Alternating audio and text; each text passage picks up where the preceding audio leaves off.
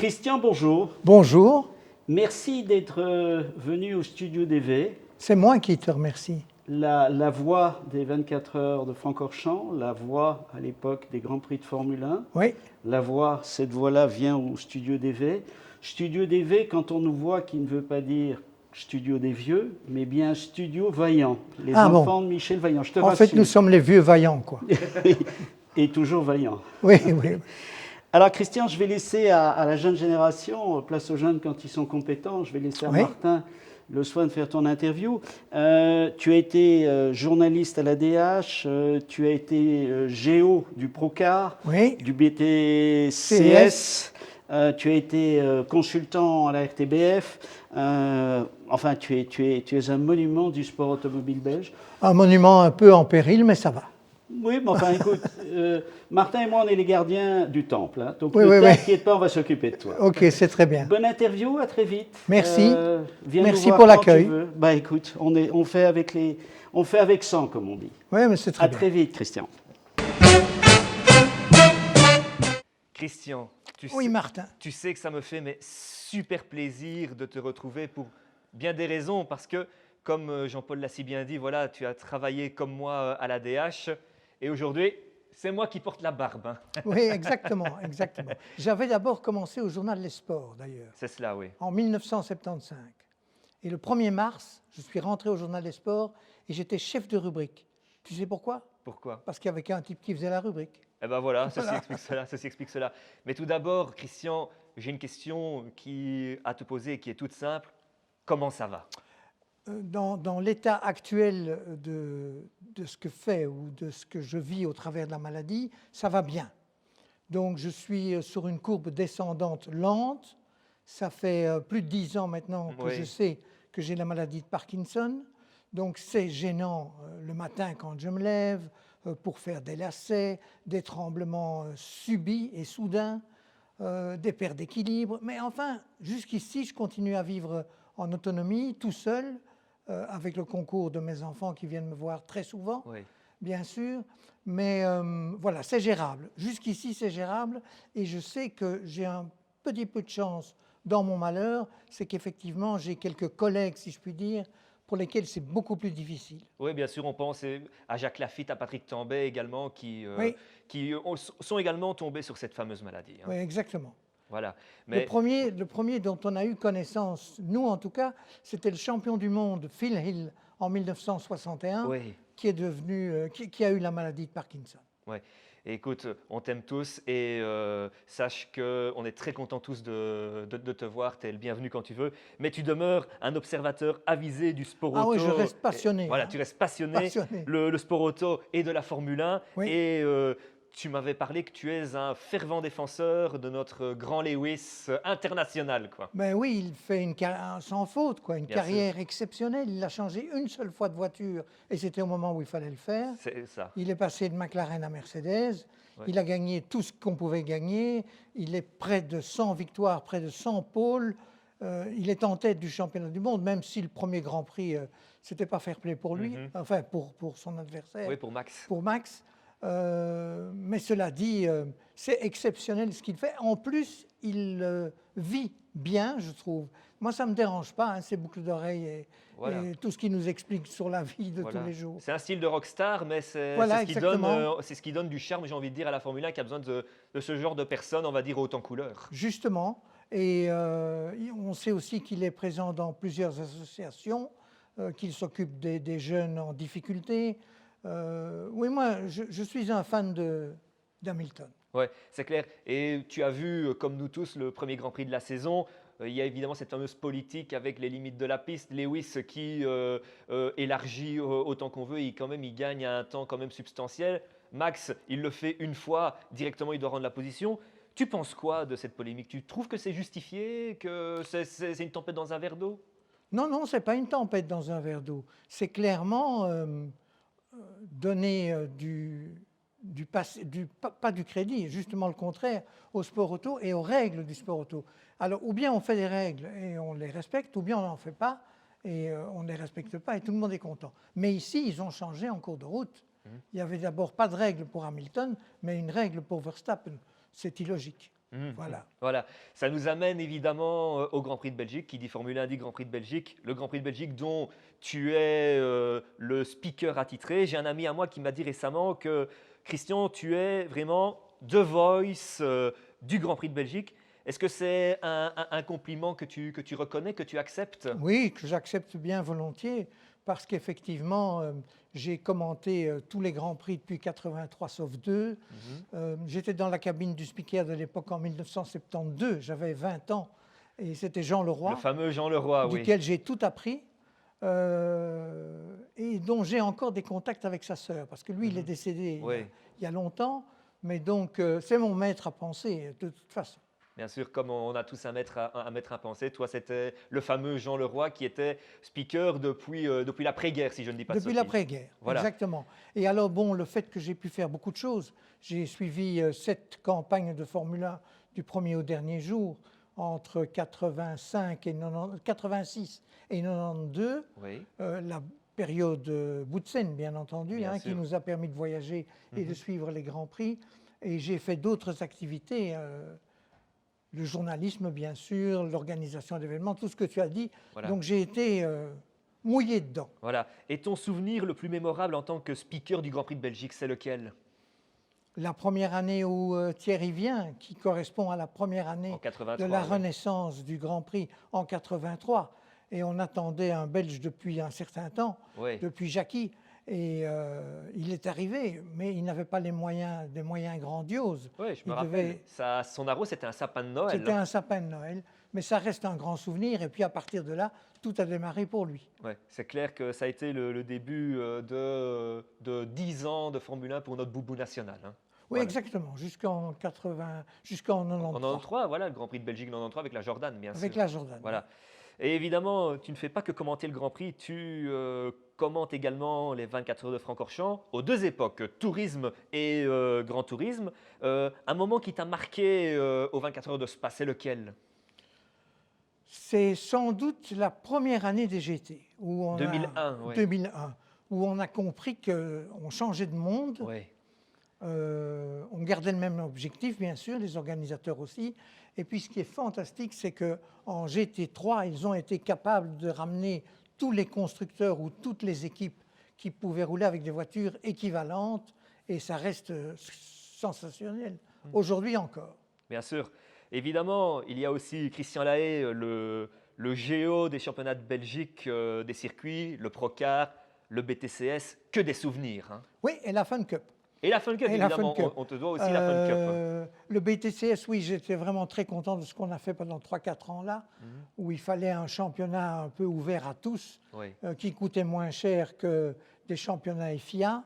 Et donc, on a introduit ce nouveau championnat BTCS qui aurait pu continuer, mais bon, pour des raisons Bien sûr. extérieures On ne au refait, milieu, on ne refait pas le l'histoire. monde. Bien sûr, on ne refait pas l'histoire. C'est vrai que c'est un championnat qui nous manque à tous, et notamment les fameuses 12 heures qui étaient une belle alternative aux 24 heures de Francorchamps qui se refusent de plus en plus au commun des mortels. Les 12 heures ont commencé en 2004, Bien sûr, puisqu'on avait fait les 2003 miles en 2003. en 2003. Et le matin du samedi des 12 heures de Spa inaugural, Ouais. il y avait du monde dans les tribunes et je me suis dit, là, il se passe quelque chose. À 8 heures du matin, il y avait déjà 300-400 spectateurs potentiels et on a fait le plein. Voilà. C'est vrai que les 12 heures de Spa, évidemment, je me rappelle car j'étais là, on a eu quelques belles années avec de très beaux équipages, aussi bien en GT qu'en silhouette.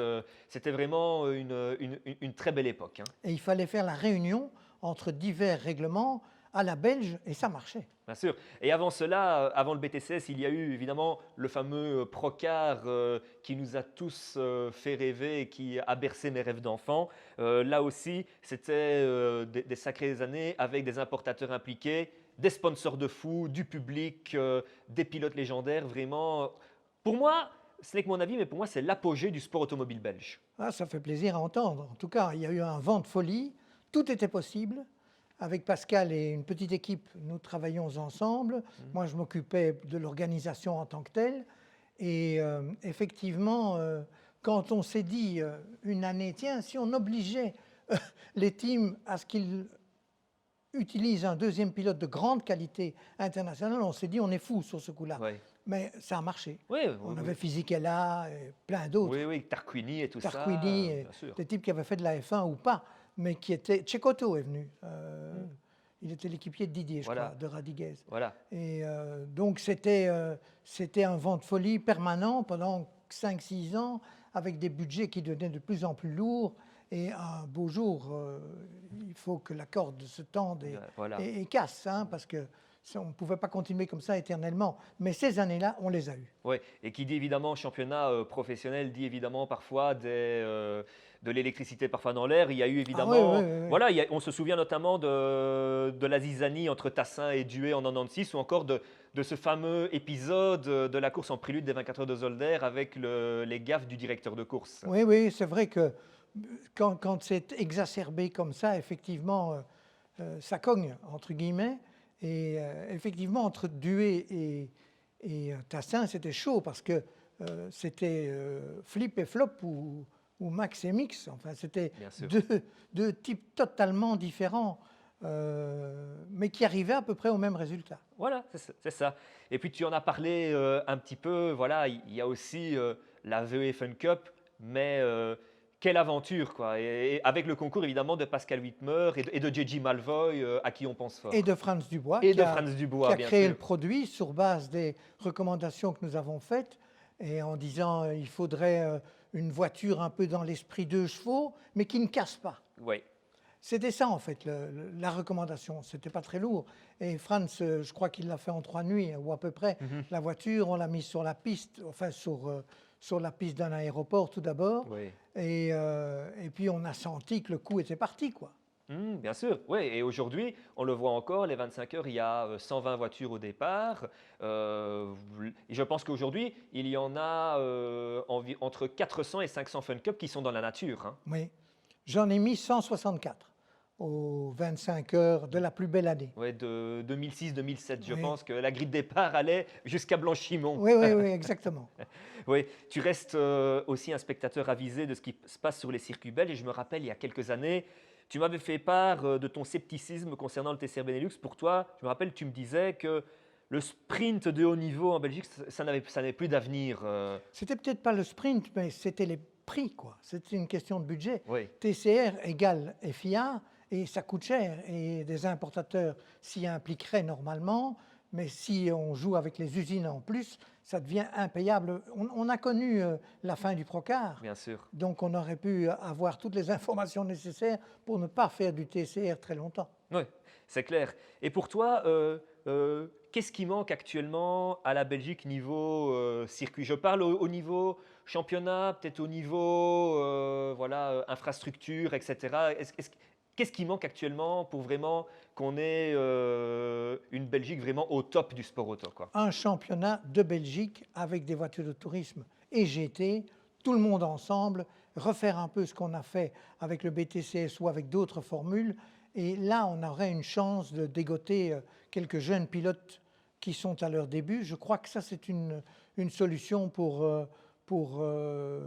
faire grandir le sport automobile belge, qui est un petit peu perdu pour le moment. Mais c'est vrai que d'un autre côté, nos ambassadeurs, qui sont soit en rallye, soit en circuit, sont d'un très bon niveau. Hein. Stoffel Van Dorn, avec sa victoire du week-end dernier, il a remis les montres à l'heure. Oui, c'est clair, c'est clair.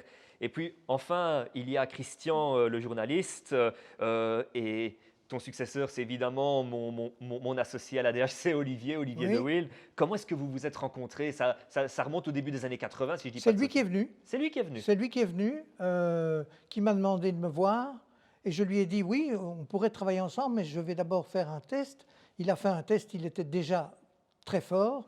Il écrivait moins bien qu'il n'écrit aujourd'hui, mais par contre, il avait un volume d'informations que je n'ai jamais vu chez d'autres journalistes, quoi qu'il en fît, et parfois il s'est trompé aussi. Hein. Oui, bien sûr. Mais c'est un battant, il y croit, regarde la carrière de son fils maintenant, donc c'est un enthousiaste, c'est un type qui a le cœur sur la main.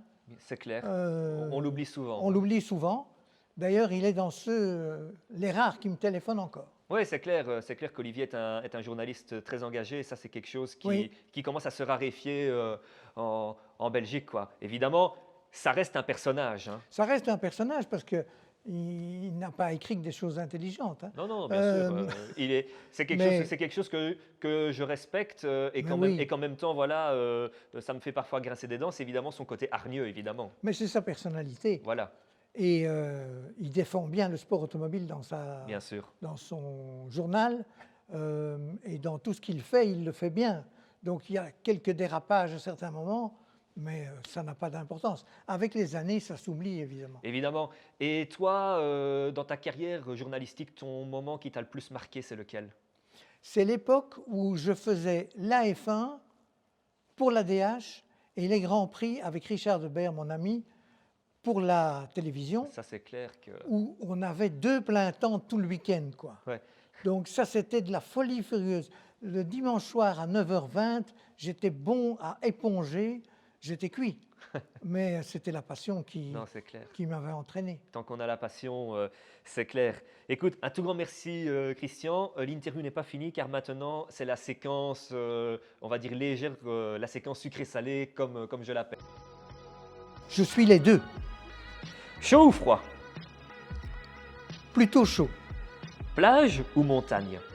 Plage, Blonde ou brune? pas de différence, hein. Ok, c'est très C'est diplomate. impeccable, ça. Trouver le grand amour ou gagner au loto? Trouver le grand amour, Être riche et triste ou pauvre et heureux? pauvre et heureux, Pouvoir changer le passé ou réinventer le futur? réinventer l'avenir. Jackie X ou Thierry Boutsen? Ah, ça c'est... Sur le plan des résultats, c'est Jackie. Voilà. Il y a pas de, on ne va pas discuter pendant 3 jours. Mais moi, j'ai une telle relation de confiance avec Thierry au-delà des années qu'effectivement, je l'aime bien, lui. Je l'aime profondément. Bien C'est sûr. un chouette mec. Il a refait une deuxième carrière fantastique. Il est plus effacé que certains autres pilotes. Et puis, ce qu'il a vécu, ça n'a pas toujours été facile non plus. Lorsqu'il arrive en 89 chez Williams, il doit arriver pour se battre pour le titre mondial. Et sa première rencontre avec la voiture, c'est un carton invraisemblable lors des essais libres à Rio, pas à Rio, à Interlagos. Oui. Il sort de la route. C'est le jour où on ne parle que de ce malheureux Strafe qui sort Ouais. de la route lui aussi, mais qui restera Tétra, oui. tétraplégique. Et Thierry, on n'accorde pas beaucoup d'importance à ce carton dont il ne se remettra jamais sur le plan physique. Oui, c'est clair. Tu es plutôt 24 heures de Spa tourisme ou 24 heures de Spa GT? 24 heures de Spa, GT maintenant. D'accord. Oui, sincèrement. Ok. Plutôt être journaliste ou plutôt être le géo des championnats des circuits? Oh, c'est des questions difficiles, hein. Journaliste, Procar ou BTCS? BTCS. Ok. Génial, Christian. Un tout grand merci. Merci à toi. Sache que tu es toujours le bienvenu au Club DV et repasse nous voir quand tu veux. C'est toujours un plaisir de discuter avec toi. Merci beaucoup, Christian. Merci à vous, merci à toi.